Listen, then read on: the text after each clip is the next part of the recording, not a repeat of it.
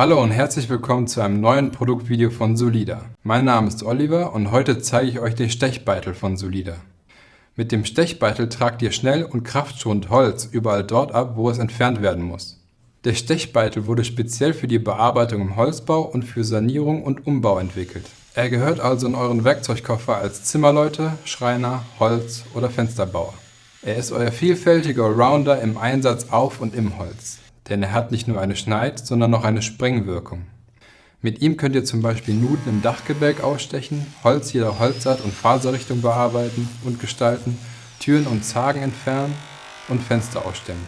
Das Gute ist, wenn mal ein Stück Stein oder ein Dübel dazwischen ist, macht es den Solida Stechbeitel so gut wie nichts aus. Den Stechbeitel gibt es für Elektrohämmer mit STS Plus Einsteckende in mehreren Breiten.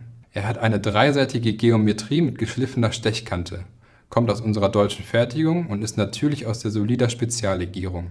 Daher hat er eine enorme Standzeit. Sollte es doch einmal notwendig sein, könnt ihr ihn natürlich nachschleifen. Über die ganze Blattlänge bei identischer Arbeitsqualität. Denn der Beitel ist bis in den Kern durchgehärtet. Einfach in den Hammer einstecken und mit einem automatischen Schlag hocheffektiv das Holz bearbeiten.